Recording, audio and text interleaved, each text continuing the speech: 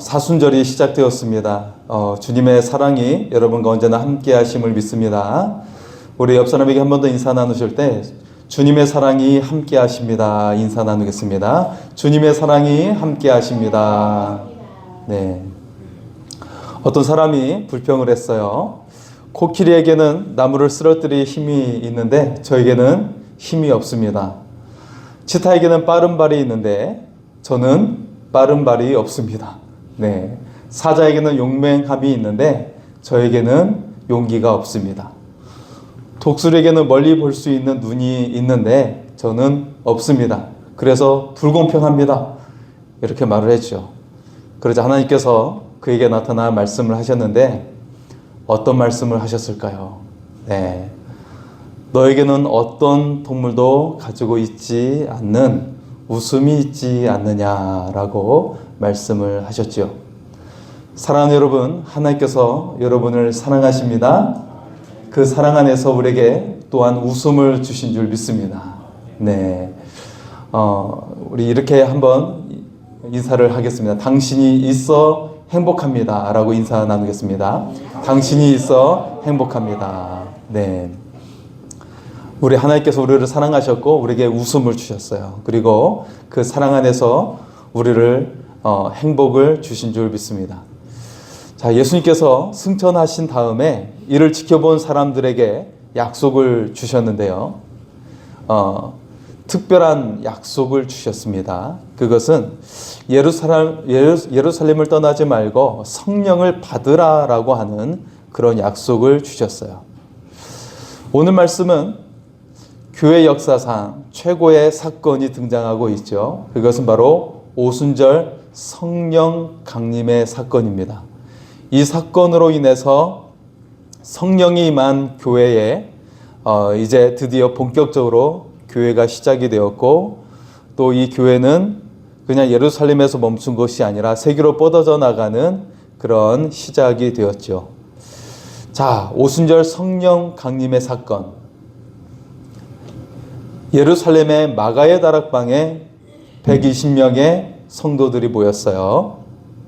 이들이 오직 힘을 쓴 것은 무릎 기도였죠. 무릎으로 기도한 것이었습니다. 그리고 오순절에 성령님이 임하신 것이죠. 모인 성도들이 방언을 했는데 이 방언은 사실 일반적인 방언이 아니었어요. 우리가 보통 방언이라고 하면 혀가 꼬이면서 일어나게 되는데 이때 일어난 방언은 각기 전 세계를 향한 언어로 방언을 한 것이죠. 그래서 사실 절기를 맞아 전 세계로부터 예루살렘에 왔던 디아스포라 유대인들에게 자신의 언어로 들려진 방언이었어요. 크게 놀란 사람들에게 베드로가 복음을 전했더니 이때 믿고 회개하며 세례를 받은 사람이 3,000명에 이르게 되죠. 남자의 숫자만 3,000명. 성령의 충만하심으로 가능한 사건이었어요.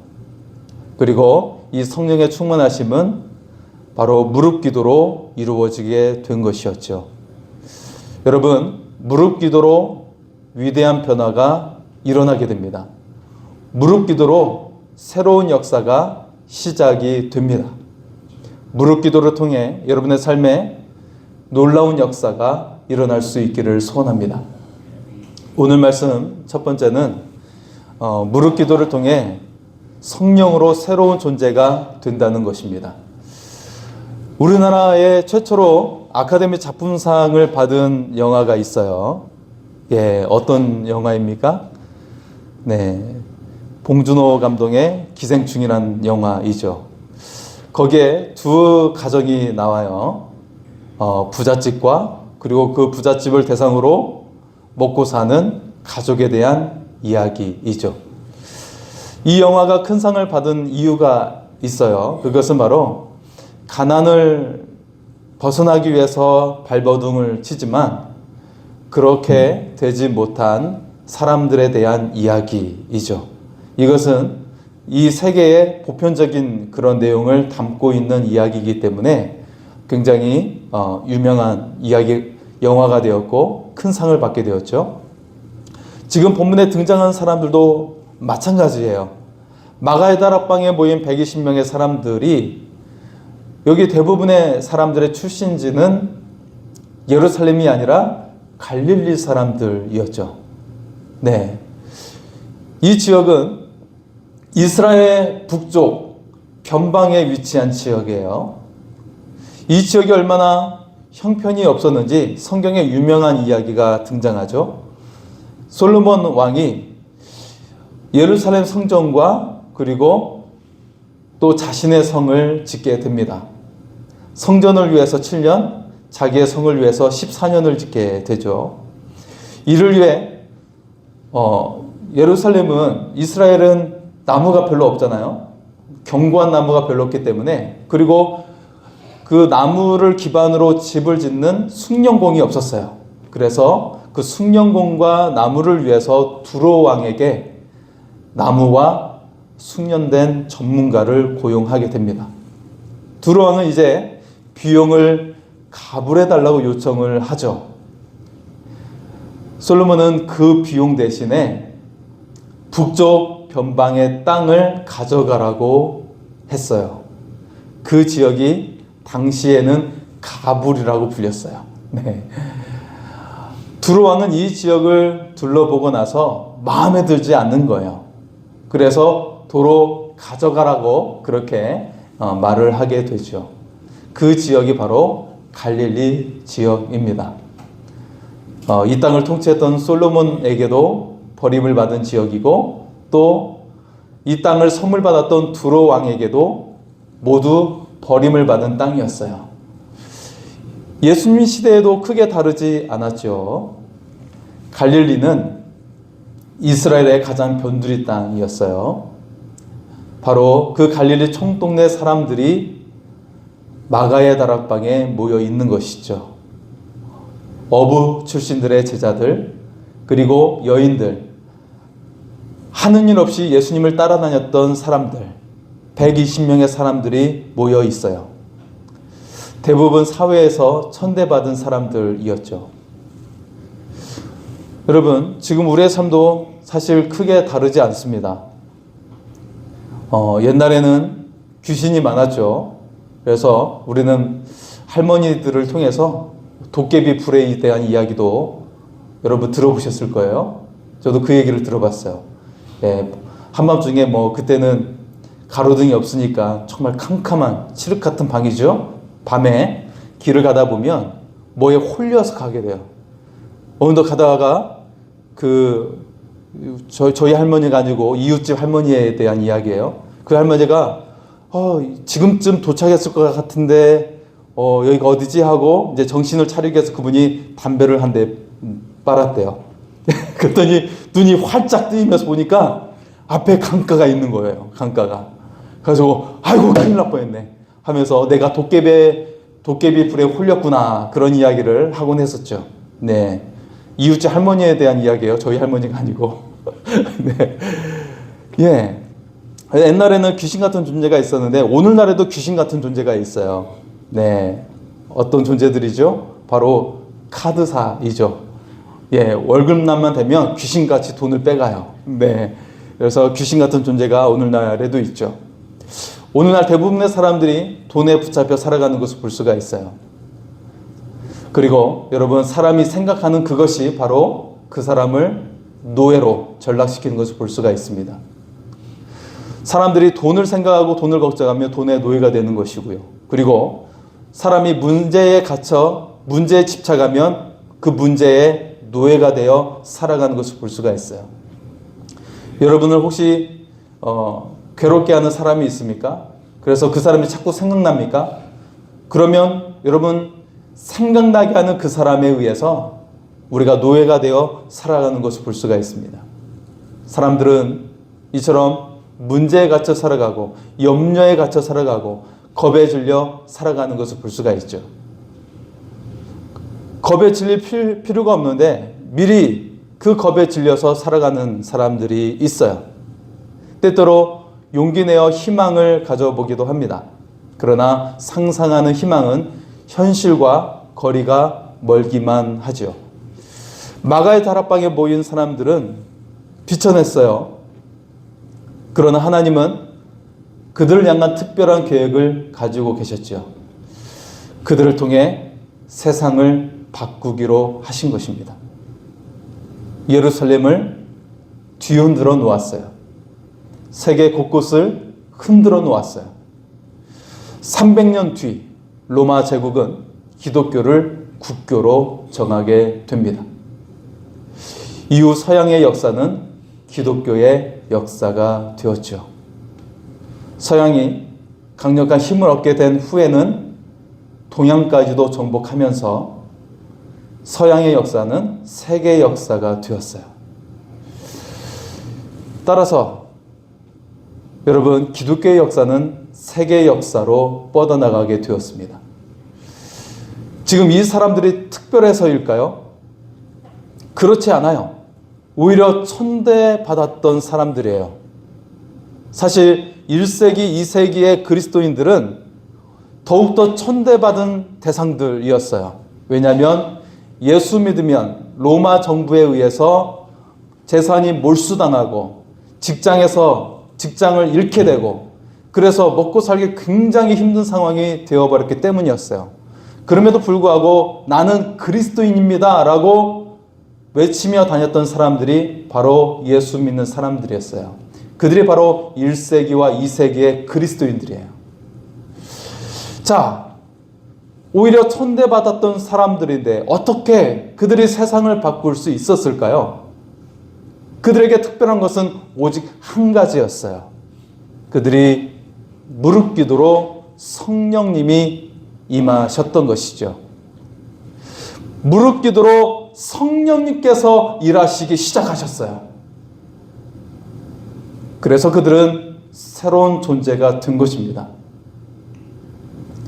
그들의 학벌이었고 출신이 비천했던 거기에 얽매인 존재가 아니라 나는 하나님의 자녀라고 하는 그 새로운 존재로 당당하게 세계를 향해 나간 것이죠. 더 이상 천박한 존재가 아니었어요. 나약한 사람들이 아니었어요. 겁에 질린 사람들이 아니었어요. 세상에 끌려다니는 존재가 아니었습니다. 이제 그들은 세상을 이끌어 나가는 존재가 되었습니다.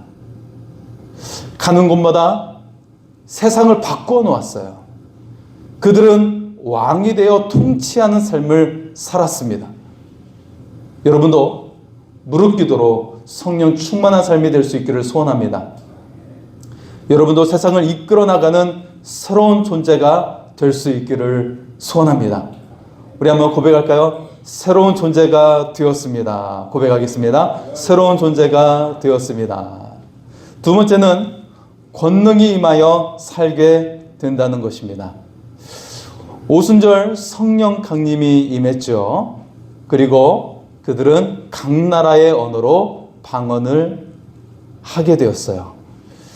이 일로 세계 각지에서 예루살렘에 온 이스라엘 사람들은 놀라워했어요. 네, 이때 베드로가 복음을 전했고 회개하여 세례받은 남자의 숫자가 3,000명이었죠. 자, 남자 어른들의 숫자이기 때문에 여자와 아이들까지 합치면 1만 명에 해당하는 사람들이 변화를 받았다고 추측할 수가 있습니다. 자, 그렇다면 당시 예루살렘의 인구는 얼마나 되었을까요? 지금 오순절에 1만 명의 사람들이 변화가 되었어요. 그런데 예루살렘의 당시의 인구는 역사학자들이 말하기를 10만 명에 해당하였다고 말을 합니다. 명절에는 그 2배의 숫자가 모였다고 하고요. 그렇다면 베드로의 복음으로 예루살렘의 10분의 1이 개종한 사건이 일어나게 된 거예요. 당시에 신문이 있다면 일면 탑기사로 아마 올려지게 되었겠죠. 어마어마한 사건, 그 사건이 바로 예루살렘에 일어나게 되었어요. 한 도시를 뒤흔드는 사건이 일어난 것입니다. 이것이 바로 성령의 권능이에요. 무릎 꿇도록 권능이 임하여 살게 된 것입니다. 오늘 여러분도 무릎 꿇도록 권능 있는 삶이 일어날 수 있기를 소원합니다. 주님은 사도행전 1장 8절에 약속을 하셨죠. 오직 성령이 너에게 임하시면 너희가 권능을 받고 예루살렘과 온 유대와 사마리아와 땅끝까지 이르러 내 증인이 되리라. 할렐루야. 자, 너희가 어느 지역에 가서 복음화 시켜라 라고 말씀을 하신 것이 아니에요. 그렇게 말씀하신 것이 아니라 너에게 성령이 임하면 권능을 받는다는 것이에요. 그 권능을 받으면 세상을 바꾸는 일이 일어나게 된다는 것이죠. 이것을 강조한 거예요. 우리는 가끔 착각하며 살아가게 되죠. 내가 열심히 노력하면 성공할 것이라고 생각을 해요. 그렇게 노력했다면 어느 누구보다도 성실한 우리나라 대한민국의 자영업자 가운데 실패할 사람이 5%도 안 될 것이죠. 하지만 오히려 반대로 80%의 사람들이 문을 닫는다는 그런 기사가 나곤 합니다. 직장인 중에 실패할 사람은 정말 그 근면으로 말미암아 실패할 사람은 10%도 안 될 거예요. 그런데 그 반대의 일들이 많이 일어나는 것을 볼 수가 있죠. 우리의 신앙도 우리가 착각할 때가 많이 있어요. 내 믿음이 내 삶을 복되게 할 것이라고 생각을 합니다. 내 열심으로 기도하고 내 열심으로 성경을 연구하고 내 열심으로 예배를 드리고 내 열심으로 봉사를 하죠. 이와 같은 열심 있는 삶과 신앙은 우리에게 필요한 것들이긴 합니다. 이런 유명한 말이 있죠. 천재는 근면을 이기지 못한다. 부지런한 사람을 천재가 이길 수 없다라는 말이죠. 그런데 근면한 사람도 일을 즐기는 사람을 이길 수 없다라는 말도 있어요. 맞는 말입니다. 그런데 여기서 중요한 한 가지를 놓치고 있다는 거예요. 무엇일까요? 하나님의 영이신 성령님을 의지해야 한다는 것입니다. 그러면 권능이 임하게 된다는 것이죠. 내 열심으로 하는 것은 매우 한계가 있고 여러 가지 상황이 오면 그 한계에 부딪힐 때가 많이 있다는 거예요. 그러나 성령의 권능이 임하면 비교할 수 없는 일이 일어나게 된다는 것입니다. 여러분, 권능이 무엇입니까? 헬라어 dynamis이죠. 여기서 영어 다이너마이트가 나왔어요. TNT, 폭탄을 의미하고 있죠. 엄청난 폭발력을 가진 능력을 말하고 있는 것입니다. 그래서 베드로가 복음을 전했을 때 1만 명에 달하는 숫자가 회개하고 세례를 받은 거예요. 예루살렘을 뒤흔들었어요. 이것이 바로 성령의 권능입니다. 성령의 권능은 무릎 기도로 오게 된 것입니다. 하나님 앞에 무릎을 꿇을 때 하늘의 권능이 임하게 되는 것이죠. 우리가 하나님께 무릎을 꿇지 않으면 사람 앞에 무릎을 꿇어야 되는 거예요. 여러분은 사람 앞에 무릎을 꿇겠습니까? 아니면 하나님 앞에 무릎을 꿇겠습니까? 오직 하나님 앞에 무릎 꿇음으로 말미암아 여러분 앞에 세상이 굴복하는 역사가 일어날 수 있기를 소원합니다. 여기서 권세와 권능의 차이를 혼돈해서는 안 되겠죠. 경찰을 예를 들 수가 있어요. 여러분, 권세라고 하는 것은 경찰이 도둑을 잡을 수 있는 권한을 말하고 있는 것이죠. 그래서 정부로부터, 대한민국으로부터, 온 국민으로부터 권한을 위임받아서 범인을 잡을 수 있는 권한을 받는 것, 이것이 바로 권세예요. 예. 그런데 경찰에게 도둑이 덤벼들어요. 그렇다면 도둑을 잡을 수 있는 힘을 갖추어야 하는데 그 힘이 바로 권능인 것이죠. 사랑하는 여러분, 하나님께서 예수님을 믿는 여러분에게 자녀의 권세를 주셨어요. 이미 자녀의 권세를 주셨죠. 원수마귀 사탄을 때려잡을 수 있는 권세를 주셨어요. 그런데 우리는 가끔 이 싸움에 실패할 때가 있어요. 힘이 없어서 이 싸움에서 실패를 합니다. 이처럼 싸워서 이길 수 있는 힘이 바로 권능이에요. 이 권능을 가지기 위해서 하나님 앞에 무릎을 꿇어야 된다는 거예요. 그렇지 않으면 우리가 세상과 사람들 앞에 그리고 원수 마귀 앞에 무릎이 꿇리게 되는 것입니다. 우리가 무릎 기도로 성령의 권능을 가지고 승리할 수 있기를 소원합니다. 예수님과 함께 했던 제자들의 모습은 어떠했습니까? 오합지졸이었죠. 예수님께서 자리만 비우면 서로 내가 높아, 아니야 내가 더 높아 라고 하면서 다투고 싸웠던 그런 사람들이었어요. 여러분, 유명한 그런 프로 중에 금쪽이라는 프로가 있죠. 자녀들을 일컫는 말로 그렇게 하고 있는데, 네, 그 내용이 이제 문제가 있는 자녀들을 치료하는 그런 내용이죠. 자, 예수님의 제자들은 금쪽이가 따로 없었어요. 그런데 그 금쪽이들이 달라졌어요. 오합지졸이 특공대가 된 것입니다. 어떻게 이 일이 짧은 순간에 일어날 수 있었을까요? 그들이 학식이 더해져서 일어난 것이 아니라 무릎 기도로 성령님이 임했을 때 일어나게 된 것입니다. 베드로의 설교로 1만 명이 세례를 받았죠. 자, 이제 일당백이 아니라 일당만의 역사가 일어나게 된 것입니다. 무릎 기도로 담대히 나갈 수 있기를 바랍니다. 그래서 성령님 임하면 일당백을 넘어 일당만의 역사가 일어나게 될 줄 믿습니다. 지금 여러분의 삶은 어떻습니까? 실패했습니까? 실수했습니까?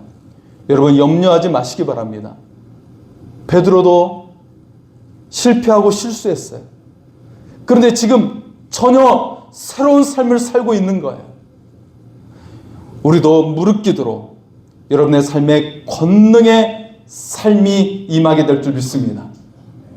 풍성한 열매를 맺는 삶의 역사가 일어나게 될 줄 믿습니다. 마지막으로 세 번째는 넓은 세상을 품게 된다는 것입니다. 오순절 성령 사건에서 매우 중요한 예언이 등장하고 있어요. 성령이 임하자 방언을 하게 되었죠. 이 방언은 세계 각지에서 온 사람들의 언어였어요. 자, 그래서 이것은 곧 복음이 전 세계를 향해 뻗어나가는 예언이 된 것입니다. 사도행전 8장 이후에 교회가 세계를 향해 퍼져나가게 되죠. 여러분 한번 생각해 보십시오. 갈릴리 촌동네 사람들이었어요. 유대 땅에서도 천대받았던 존재들이었죠. 그들의 신분이 보잘것이 없어요. 특별한 일이 없는 한 평생 그들은 갈릴리에서 살게 될 거예요. 그런데 변화가 일어났어요. 그들이 복음을 들고 세상을 향해 나간 거예요.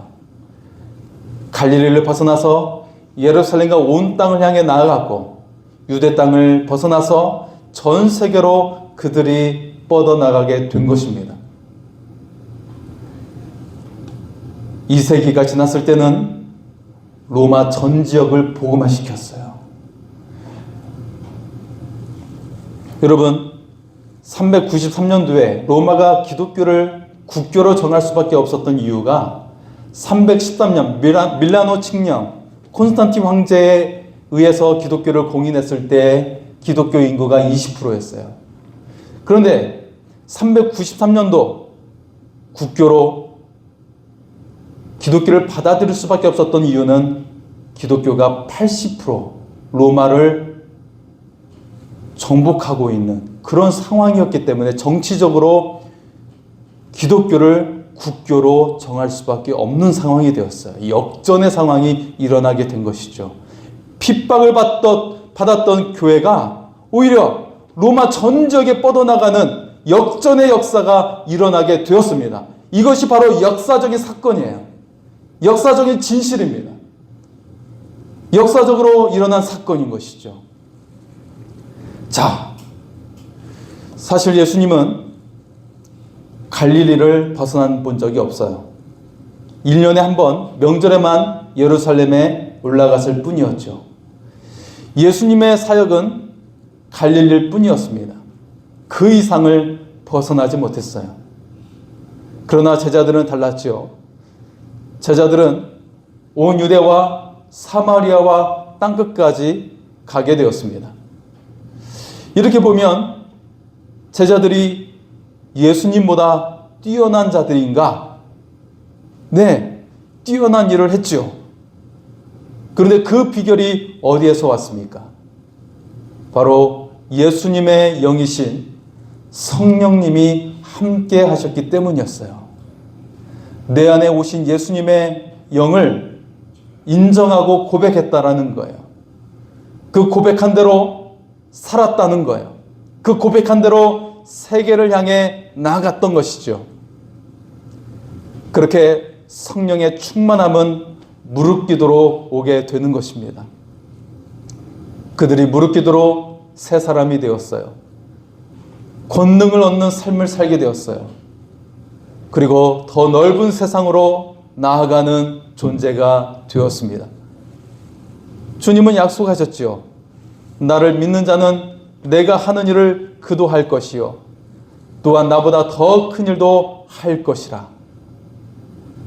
그러면서 영원토록 함께 하실 보혜사 성령님이 임하실 것을 약속하셨습니다. 지금 여러분의 인생을 뛰어넘어 살아갈 수 있습니다. 여러분의 가족의 인생도 그 이상이 되어 살아갈 수 있습니다. 자녀들의 인생이 그 이상이 되어 살아갈 수 있습니다. 영화 기생충에 나온 기생충에 해당한 가족은 열심히 살았어요. 택시기사 일로, 과외로, 그리고 피자박스 접는 일로 열심히 살았어요. 순간순간을 허투루 보낸 적이 없어요. 그러나 현실은 그 가정을 외면했죠. 가난을 벗어날 수가 없었어요. 그러나 기생충과 같은 가정도 바뀔 수가 있다는 것입니다.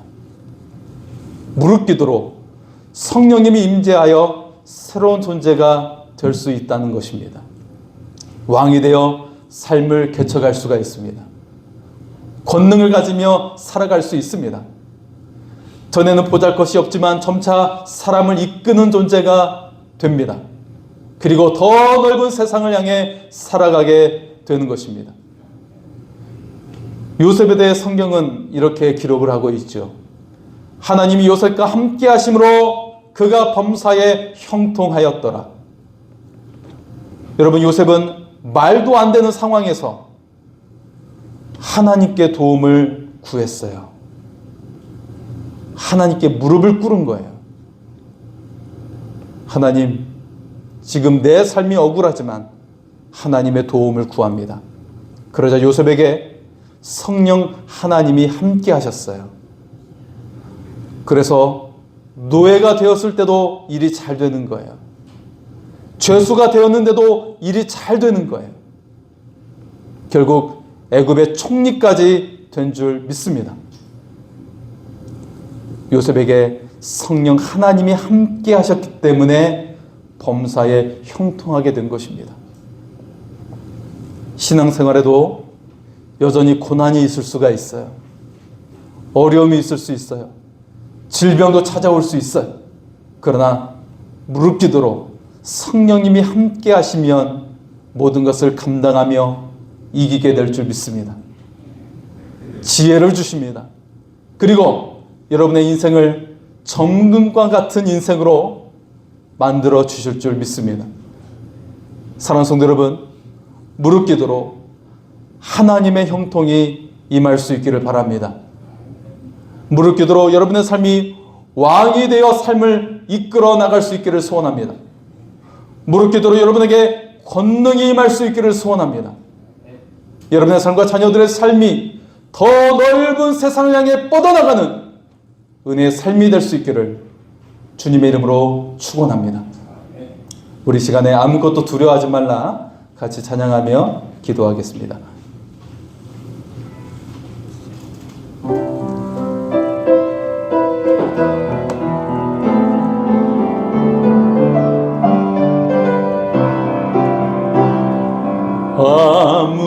아무것도 두려워 말라. 주 나의 하나님이 지켜주시네. 놀라지 마라. 겁내지 마라. 주님 나를 지켜주시네.